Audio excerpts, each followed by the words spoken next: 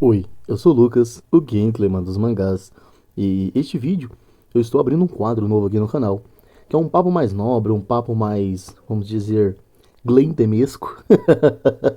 Nem existe esse termo, né, mas eu vou conversar aqui com vocês hoje, seria como se fosse um episódio, né, um cortezinho de um podcast, a diferença, né, entre leitor e colecionador, no meu ponto de vista, tá? No meu ponto de vista, essa aqui é a minha opinião, pode ser que você tenha uma opinião contrária, porém, o leitor e o colecionador, é óbvio, né, pelo no próprio nome, né, pela própria etimologia da palavra, são perfis de pessoas totalmente diferentes.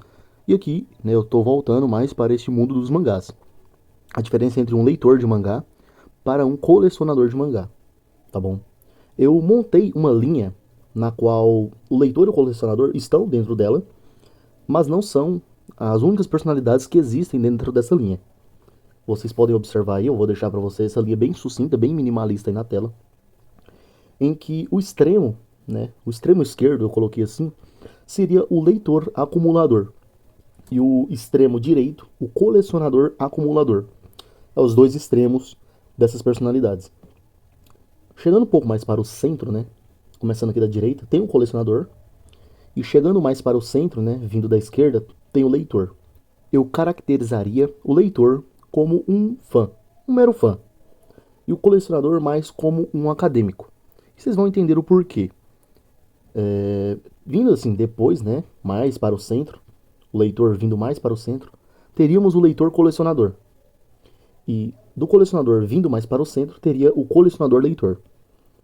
Essas seis perspectivas, esses seis arquétipos, né, que eu denominei, né, vamos dizer assim, porque eu não vi isso aqui em local algum. Então esses seis arquétipos, né, que eu desenvolvi aqui, são para tentar explicar as grandes, né, personalidades que compõem aqueles, né, que habitam nesse meio dos mangás.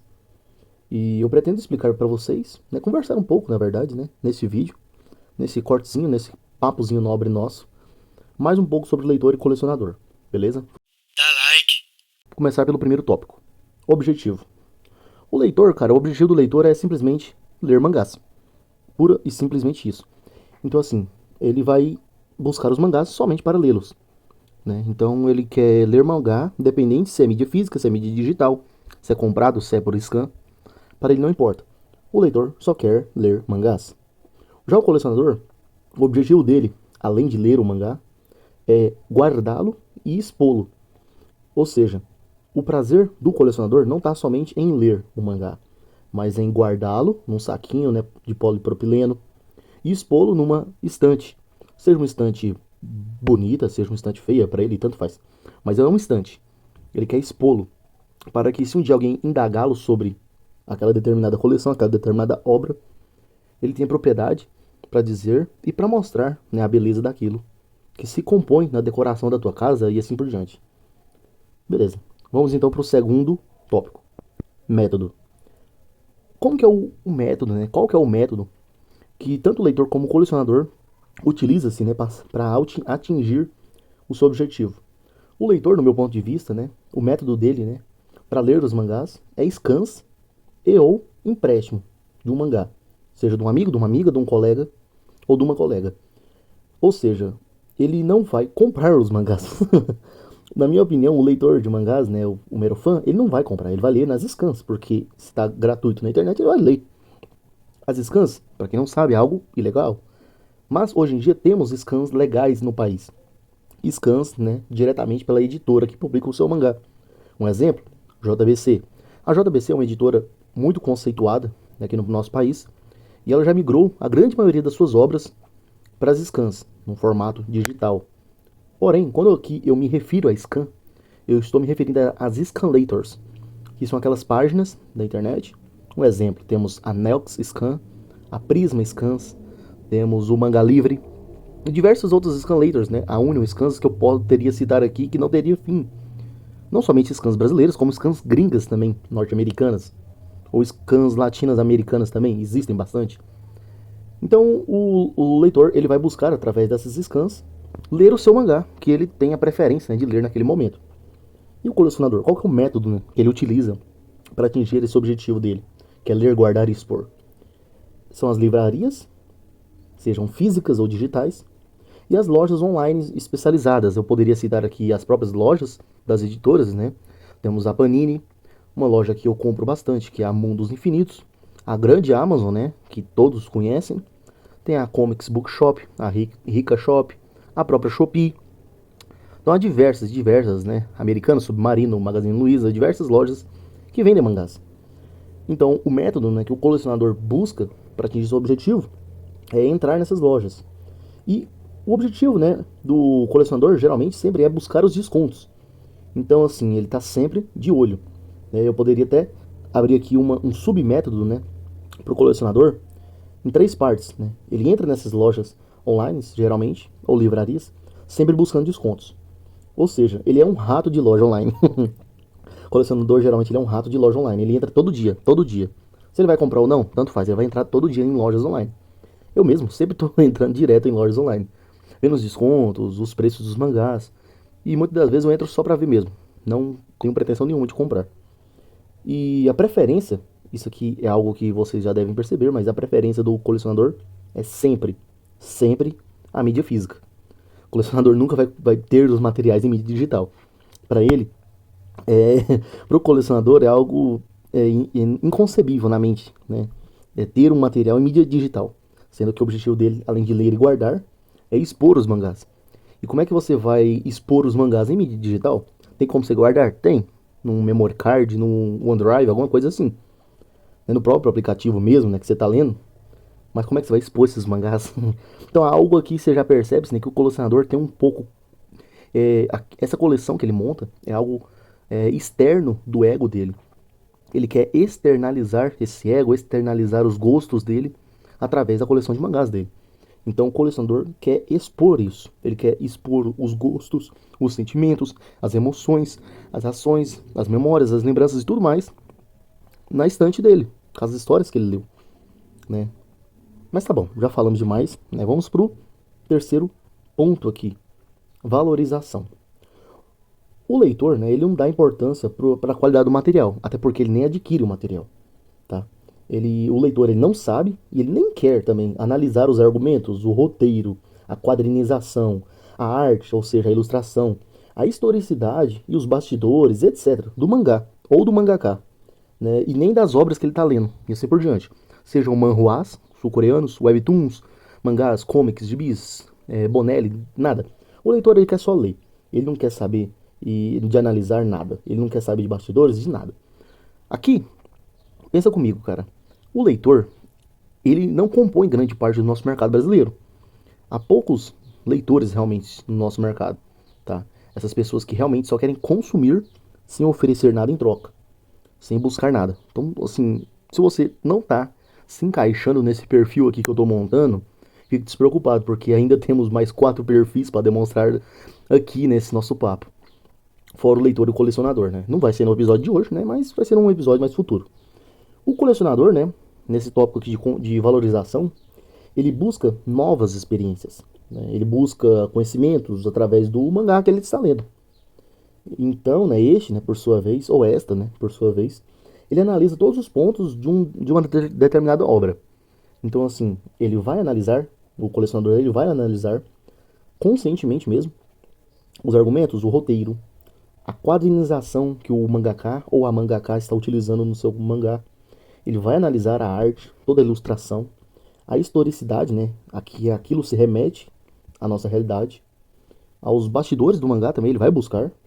Então ele vai analisar todos os pontos desta obra que ele está lendo, ou de uma obra que ele já leu, ou de uma obra que ele quer buscar a ler. Antes mesmo, isso tudo antes mesmo de emitir sua opinião. Ou seja, também o colecionador mesmo que eu estou montando aqui, esse perfil, ele não faz parte do nosso mercado brasileiro. Faz parte, na verdade, mas é a grande minoria. Eu mesmo não me considero colecionador nem leitor. Eu me encaixo em outro perfil que eu vou conversar nesse papo aqui nosso. Mas o colecionador, vocês podem observar que ele é muito mais acadêmico, né? Ele é muito mais intelectual do que o leitor, que é um mero fã, um mero leitor mesmo. Não desprezando os leitores, né? Porque eles compõem e movimentam também o mercado. Então vamos aqui, né, para o nosso quarto tópico, que seria o perfil moral. E aqui eu vou ser bem simples, curto e direto. O leitor, ele nada mais é do que tendencioso e parcial. Ou seja, ele é levado, né, pela influência externa, seja através do cinema e assim por diante, da mídia que divulga tudo mais, ele é sempre tendencioso. Se a grande maioria está dizendo que tal mangá é bom, para ele é bom. Se a grande maioria dizer que tal mangá é ruim, para ele é ruim. Ele é sempre parcial, ou seja, ele sempre vai tender para a grande maioria das pessoas. Já o colecionador ele é totalmente imparcial.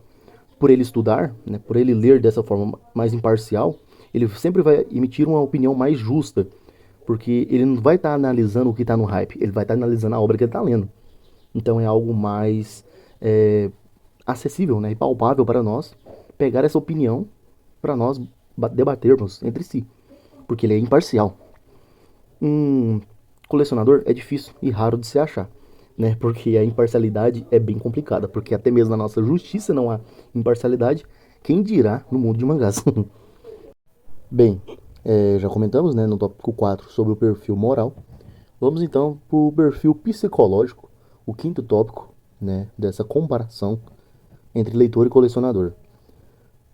No meu entendimento, né, o leitor, como perfil psicológico, ele depende do influencer ou do youtuber para emitir uma opinião. Ou seja, ele dá hate nas editoras e nas obras sem saber o contexto. Eu colocaria ele como um bipolar. Respeito a todos aqueles que são bipolares, eu tenho bipolares na minha família. Eu entendo, né, a gravidade desse tipo de problema e tratar isso como forma de diferenciar leitor de colecionador é algo até banal. Mas eu coloquei aqui de forma para ser mais entendível para as pessoas, vamos dizer assim. Pois o bipolar, uma hora é de um jeito, outra hora a personalidade dele se transforma. Ou ele é muito agressivo, ou ele é extremamente pacífico, né? Ou é bobo, ou às vezes muito esperto. É algo assim psicológico mesmo, um problema realmente psicológico. E como eu sou graduando nessa área, né, de psicopedagogia, pós-graduando na verdade, então eu tenho, querendo ou não, uma certa base para falar um pouco, né, e comentar um pouco sobre. E eu vejo que os leitores, simplesmente e puramente leitores, que temos aqui no Brasil, e na grande maioria na América Latina, eles dependem realmente de um influencer, de um youtuber, para transmitir, para emitir uma opinião. E muitas das vezes essa opinião é carregada de hate, né? O que me torna, né, ser passível dessa opinião deles serem bipolares. Pois eles levam hate nas editoras, né? Eles levam hate para as obras, sem saberem o contexto do porquê que aquelas editoras e aquelas obras estão tomando hate. Vou dar um exemplo aqui. Pessoas que dão hate na Gráfica São Francisco e na Panini por causa da edição de Naruto Gold. Gente, eu tenho a versão Naruto Gold na minha coleção, tá? Os 72 volumes completos. Eu tenho propriedade para dizer, né, os problemas que tem essa edição. Transparência em página é em todas as edições. Crack, a primeira versão da Gráfica São Francisco, a grande maioria dos mangás impressos teve crack. Isso se dá pelo excesso de cola. Também temos o problema de capítulos estarem trocados, repetidos, de cabeça para baixo ou pela metade. Ocorreu comigo em 2 edições até agora. 2 encadernados. Então eu tenho propriedade para chegar na editora Panini, para chegar na Gráfica São Francisco e destrinchar esses problemas e reclamar e cobrar, né, uma edição com melhor qualidade. Agora, as pessoas chegarem, né, e simplesmente reclamarem, falarem mal, né, sem ter em mão, sem ter sentido o problema, é óbvio, eu entendo. E eu até, a gente, né, que está nesse mercado, até agradece as pessoas que tomam a causa por nós. Pois realmente, gente, é insuportável você ter uma edição na mão, você pagar um preço até que alto no nosso mercado, num mangá que tá com capítulo cortado, capítulo pela metade. Como é que você termina essa leitura? Capítulo pulado, nossa, gente. Vocês não sabem a raiva que eu senti quando eu tava lendo Naruto e simplesmente um capítulo desapareceu. Tipo, o encadernado pulou um capítulo. Ele repetiu o mesmo capítulo, se eu não me engano foi o 122, ele repetiu 2 vezes o capítulo. E o 123 não apareceu, tá? Isso aí era lá naquele arco lá do exame Chunin, antes, né, do Naruto e o grupo deles entrarem na torre, né, eles enfrentam aqueles ninjas da Aldeia da Chuva, e aquele arco ali repete 2 vezes. Cara, é absurdo, é abismal. Mas, assim, eu acredito que as pessoas dão hate porque elas estão consumindo o produto. Agora, você não estar consumindo nenhum produto, você não está participando ativamente do mercado e vai lá colocar lenha na fogueira, isso não ajuda, não resolve, porque geralmente essas pessoas chegam com o total desrespeito. e acaba afetando a nós que somos afetados, tá? Nós que somos leitores colecionadores ou somos colecionadores leitores, né? Que é uma personalidade, é um traço diferente do leitor e do colecionador puro. Então assim, eu acho que essas pessoas mais atrapalham do que ajudam, porque se um determinado youtuber, geralmente é o maior, o grande, diz que a obra é boa, essas pessoas tomam a causa e vão por aí espalhando as notícias. Se determinado youtuber, esse mesmo, fala que algo é ruim, que algo tá com problema, eles vão por aí xingando, com palavrões, com ofensas, sem o mínimo de pudor e respeito. E eles nem entenderam o contexto do problema, nem consumiram um problema, eles não estão inseridos no problema e eles tomam a causa somente para debater, para faltar com respeito. É algo como se a bestialidade que há neles, né, fosse aflorescida, fosse libertada através de um problema alheio.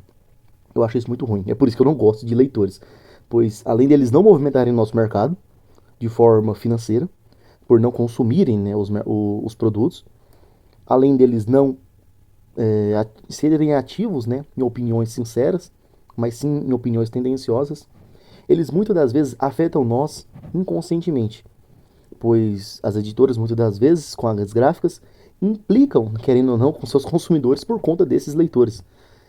E assim, gente, eu falo isso para vocês, pois a grande maioria que me ouve aqui não é leitor, né? Eu acho que não existe quase nenhum leitor aqui no nosso meio. Geralmente o leitor ele tem um ou dois canal que assiste sobre mangás, ou sobre quadrinhos, ou sobre cinema. Geralmente é os maiores.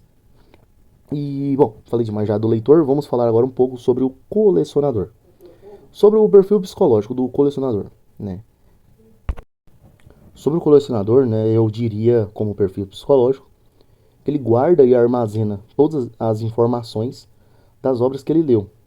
Se você não se encaixa nisso, é porque você não é um colecionador mesmo. Eu mesmo não sou um colecionador, tá? Eu diria que eu sou mais um colecionador leitor. Mas vamos lá, vamos continuar. Ele guarda, né, ele armazena todas essas informações, né, das obras que ele lê para material de comparação e de exemplo. Quando este, né, ou esta, vai emitir uma opinião. Então, quando você vê um colecionador de verdade falando, ele vai estar citando obras antigas, obras atuais, vai estar citando editoras, vai estar citando mangakas, ele vai estar citando partes, né, de um determinado mangá que às vezes é desconhecido. Então ele é um cara que se embaseia muito, né, em citações. Por isso que eu digo que ele é um acadêmico, pois ele, assim como um artigo acadêmico é escrito, né, ele se baseia demais em citações. Ou seja, a opinião dele é fruto da leitura e de todo o estudo, né, que ele teve em relação aos mangás. E, bom, eu quero falar mais um pouco dele, né? Porque eu gosto dessas pessoas que são colecionadores de verdade. Ele sabe, né? Separar a emoção da racionalidade. E aqui, cara, é um ponto assim que a gente deve até parar pra pensar, porque emoção da racionalidade, cara, isso aí não se separa. Não tem como, é impossível, pois somos humanos, né? É impossível separar a emoção da racionalidade, pois a nossa racionalidade é baseada na nossa emoção e a nossa emoção é baseada na nossa racionalidade. Se temos um emotivo muito forte, uma emoção muito forte, querendo ou não, a nossa racionalidade é afetada, tá? O que a gente não pode deixar é que a grande emoção ou a razão sem emoção venha afetar as nossas decisões e nossas expectativas e esperanças, na verdade, as nossas escolhas em relação aos mangás. Mas o colecionador mesmo, ele sabe fazer uma separação um tanto quanto brusca, né, da emoção da racionalidade, de forma com que ele não seja o emocionado, tá? Ele valoriza bastante a emoção, né? Ela valoriza bastante a emoção, a colecionadora raiz, né? E as suas ferramentas, né, que a emoção traz como estratégias numa obra. Então, assim, o colecionador, né, ele sabe separar a emoção da racionalidade numa obra, ele sabe que aquelas emoções estão sendo utilizadas como ferramentas estratégicas numa obra de mangá, mas ele sabe também a importância daquilo e ele sente aquilo, ou ela. Quando eu digo colecionador, eu também estou me referindo a colecionadora, tanto faz. Mas uma coisa, né, que é muito bom de se conversar, de ouvir reviews de pessoas que são realmente colecionadoras, é que eles sabem emitir uma opinião livre de influência e livre de tendência. Geralmente, né, quando o mangá está muito hypado e no momento, as pessoas tendem a fazer vídeos, né? Quanto mais rápido sai o vídeo, melhor, porque o mangá tá hypado, vai pegar mais views. O colecionador não tá preocupado com isso. E cara, eu acho que nem quase não tem colecionador, na verdade, no YouTube. A gente tem muito colecionador leitor, né, que são colecionadores que entendem bastante, né, de mangás, porém ainda não são colecionadores de fato, né, que vivem nesse mundo, né, mais acadêmico. Mas e a gente tem bastante também leitor colecionador e tem uns leitores emocionados que geralmente não tem canal, não falam sobre isso, só sabem emitir opiniões. Mas os colecionadores mesmo, de fato, cara, são muito bons, né, de ouvir eles, pois eles ensinam a gente nessas estratégias. E eu gosto bastante do canal Quadrinho na Sarjeta, porque o rapaz lá que faz a apresentação, eu esqueci o nome dele agora no momento, mas ele é bem acadêmico mesmo, pois ele estuda, né? Ele realmente é um doutor em artes, tem um estudo acadêmico muito forte, muito profundo, né? Nessa arte de quadrinhos. Eu não vejo ele comentando sobre mangás, mas mais sim sobre os quadrinhos em geral, né? Graphic novels, comics e assim por diante. Mas eu vejo ali nele realmente um verdadeiro colecionador. Alguém que você vai realmente aprender sobre colecionismo e realmente aprender sobre quadrinhos em geral. Mas um colecionador mesmo, assim, sobre mangás, cara, eu tento, né, ser a referência no mercado de um colecionador. Sei que o canal é pequeno, né, ainda, no momento, mas no dia que ele alavancar, nossa, vocês, né, que estão aqui me acompanhando, vão perceber a grande quantidade de pessoas que vão vir perguntando, né, para mim, em respeito, né, a diversas coisas sobre os mangás, pois o meu desejo é se tornar uma referência de mangás nesse mercado, né, digital que temos aqui no YouTube, né, de divulgar essa arte. Enfim, me enrolei bastante, né? Vamos para o sexto tópico, o mercado. Sobre o mercado, né, eu quero me referir qual que é a influência e a posição de cada um desses dois perfis no nosso mercado editorial, gráfico, quadrinístico, de mangás, assim por diante, chame como preferir. O leitor, eu coloco assim que ele compõe grande parte do público, porém, ele não participa ou não movimenta o mercado. Deixa eu explicar.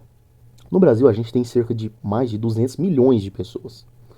Grande parte das pessoas que vêm para os mangás, ou que vem quando eu falo assim, para os físicos, né? Ou que vá aos mangás, né? Fica mais fácil de entender assim, que vai para os mangás digitais, scans e assim por diante.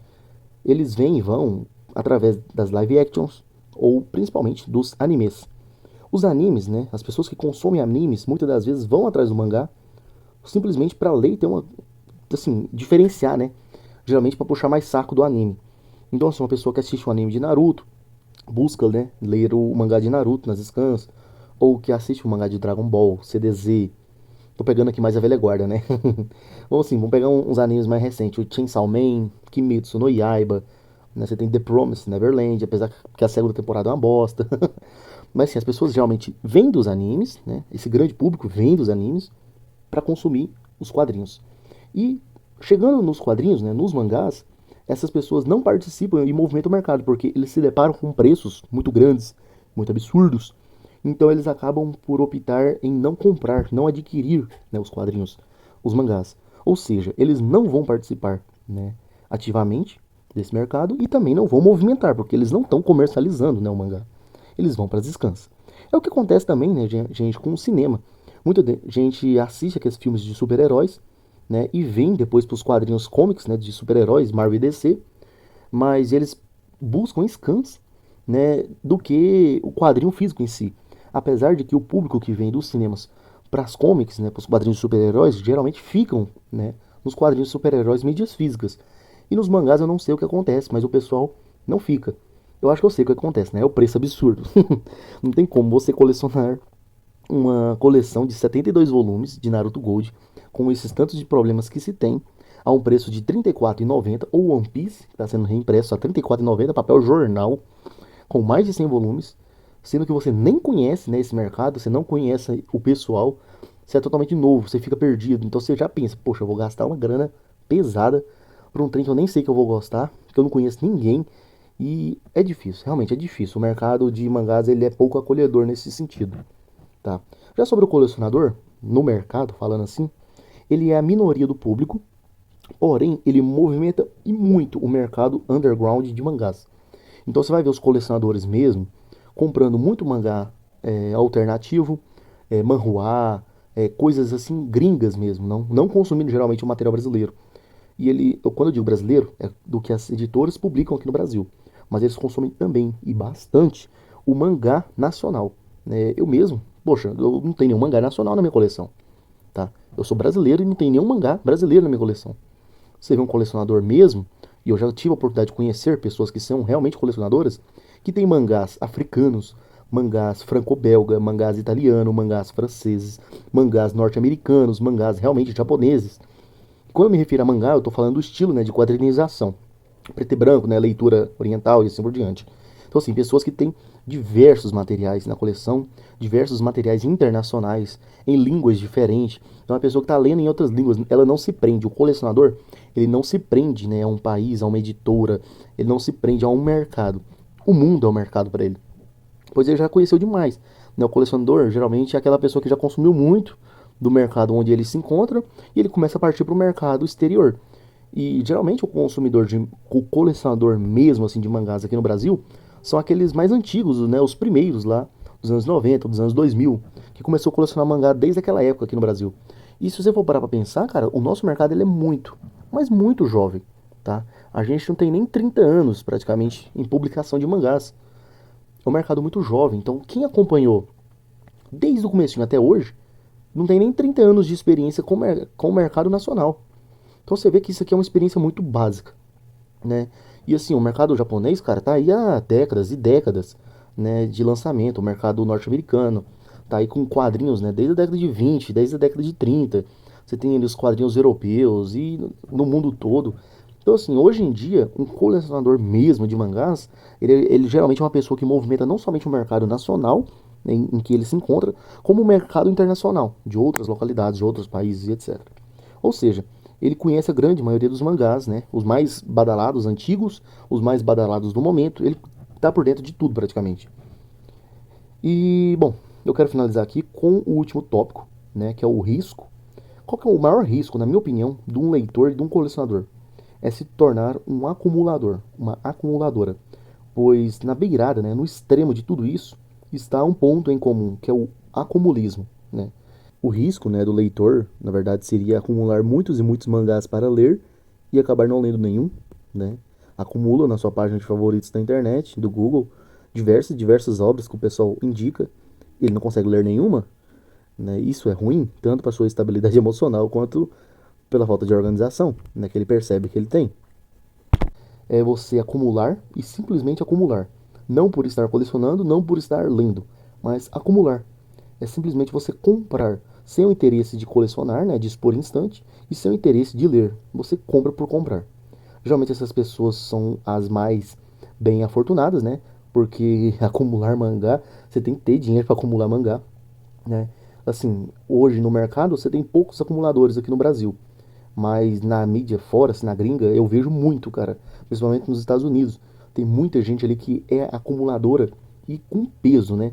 A pessoa mora numa casinha ali, ele trabalha só para os mangás. Então, assim, você tem uma casa nos Estados Unidos em que a pessoa tem quartos e quartos, um estúdio inteiro, gigante, assim, só de mangás. É uma coisa linda de se ver. Mas aqui no Brasil a gente tem muito disso, mas é com jogos. A gente tem muito acumulador de jogos, jogos antigos, muito acumulador de comics antigas, né, aquelas revistinhas antigas de gibis, etc.